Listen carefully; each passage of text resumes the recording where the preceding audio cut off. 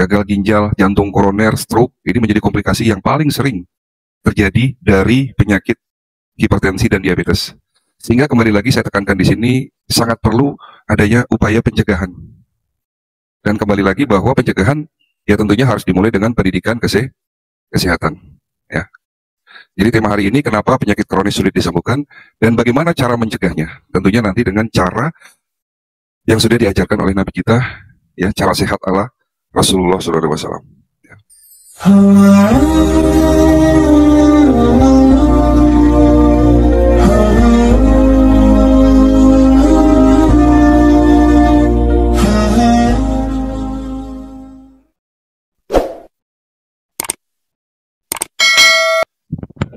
Bismillahirrahmanirrahim.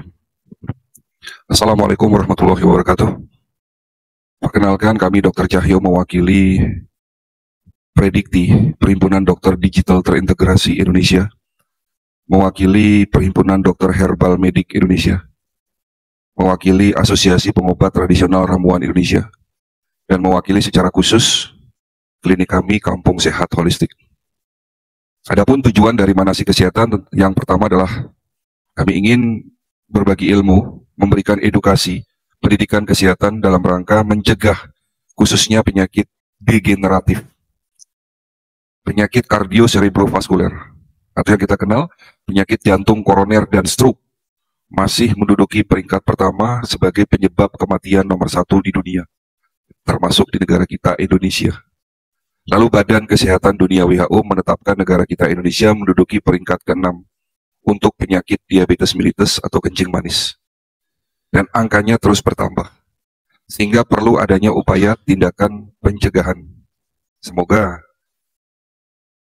kegiatan manasik kesehatan di masjid ini bisa menjadi ilmu yang bermanfaat buat Bapak Ibu sekalian. Lalu tujuan kedua dari manasik ini, kami akan memperkenalkan sebuah metode pengobatan yang disebut sebagai pengobatan holistic integrated medicine, ya, yakni metode pengobatan yang menggabungkan pengobatan medis konvensional dan pengobatan tradisional, menggabungkan antara pengobatan ala barat dan pengobatan ala timur. Ya, tentunya nanti akan saya jelaskan lebih lanjut apa sebenarnya pengobatan holistik, kelebihannya apa dibandingkan dengan medis dan tradisional. Ya. Dan tentunya ada tema yang hari ini akan kita angkat, seperti yang tadi sudah disampaikan. Temanya adalah kenapa penyakit degeneratif, atau bisa disebut sebagai penyakit kronis, sulit untuk disembuhkan. Ya. Sering kita mendengar penyakit diabetes sudah bukan lagi penyakit dominasi orang kota. Ya katanya dulu kan kalau yang namanya diabetes jantung itu kan penyakitnya orang kota. Tapi sekarang penyakit itu sudah masuk desa. Ya, dari 10 pasien yang datang ke klinik yang berobat di tempat kami, 7 diantaranya kalau tidak hipertensi, diabetes. Bahkan kemarin dari jemaah Masjid Darussalam di daerah sini juga, masih daerah Bogor di sini, ya berobat ke klinik itu hampir 90% kalau tidak hipertensi, diabetes. Dan yang namanya penyakit hipertensi dan diabetes ini bisa dikatakan ibu dari semua penyakit. Karena yang bahaya dari dua penyakit ini adalah komplikasinya.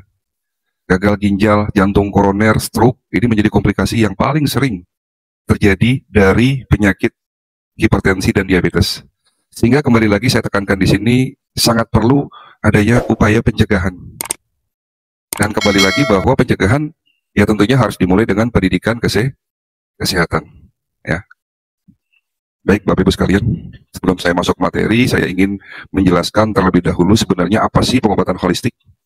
Kita tahu hari ini di Indonesia pengobatan yang diakui ada dua, pengobatan medis konvensional dan pengobatan tradisional. Ya, di mana pengobatan medis itu lebih maju dengan teknologi modern, dengan dokter sebagai penanggung jawab, ya. Di mana kalau Bapak sakit, berobat ke rumah sakit, puskesmas, klinik 24 jam, atau dokter praktek swasta, itu adalah konsep medis yang asalnya dari Eropa. Kenapa asalnya dari Eropa? Karena ada sejarahnya.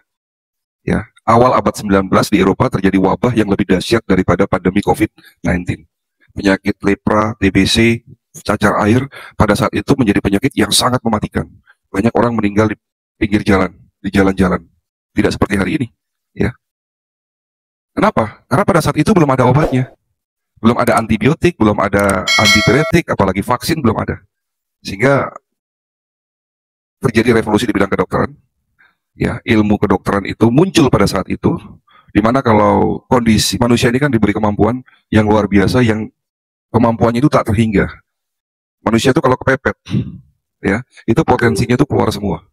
Ya, pada saat itu, di saat dunia kepepet dengan adanya pandemi yang luar biasa, sehingga muncul ide-ide, muncul penemuan-penemuan baru di bidang kesehatan.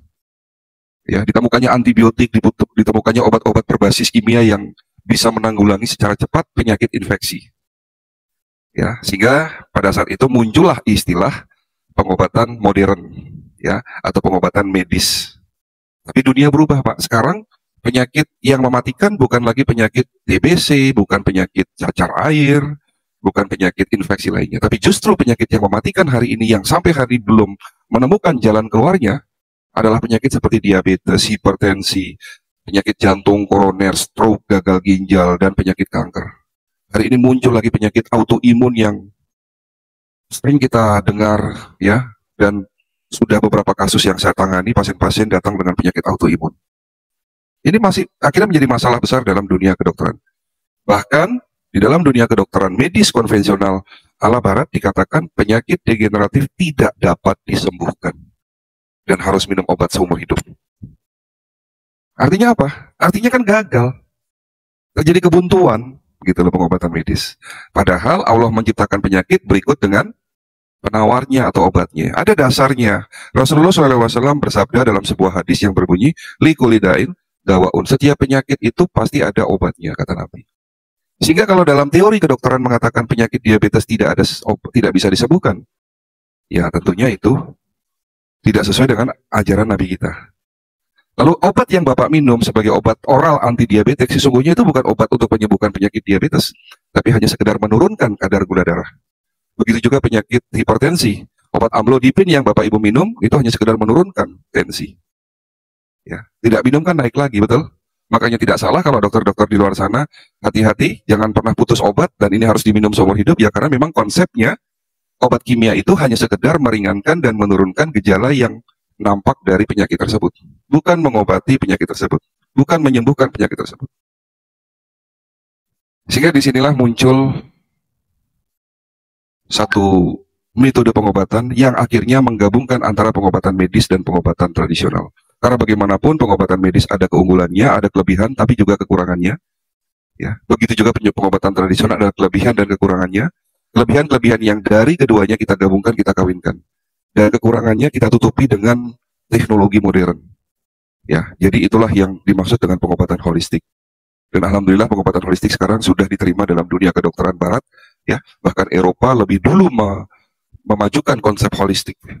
Ya, di mana dokter-dokter di sana sudah berpikir secara holistik, mengobati pasiennya dengan konsep holistik. Pengobatan di Eropa, di Jepang, di Korea sekarang sudah konsepnya bukan lagi medis atau bukan apalagi tradisional, tapi sudah ke pengobatan secara holistik yang memang konsep dasarnya adalah menyeluruh, mengobati penyakit berdasarkan 3 tahap: detox, defend, dan restore. Nanti akan saya jelaskan juga, ya. Di mana manusia terdiri dari 3 unsur. Kita ngobatin manusia dalam konsep holistik bukan hanya berpikir bahwa manusia adalah seonggok daging, tidak. Karena manusia itu terdiri dari 3 unsur: mind, body, and soul. Ada pikiran, ada jasmani atau jasad kita, dan ada rohani kita. Ketiga-tiganya ini saling berkaitan, tidak dapat dipisahkan satu sama yang lain, dan saling mempengaruhi. Ya, secara kesehatannya saling mempengaruhi. Terkadang orang sakit fisiknya tapi dimulai dengan penyakit psikis. Jadi fisiknya sakit tapi ternyata ada gangguan secara psikis, stres misalnya. Ya, yang pada akhirnya pun pengobatannya pun harus bersifat holistik.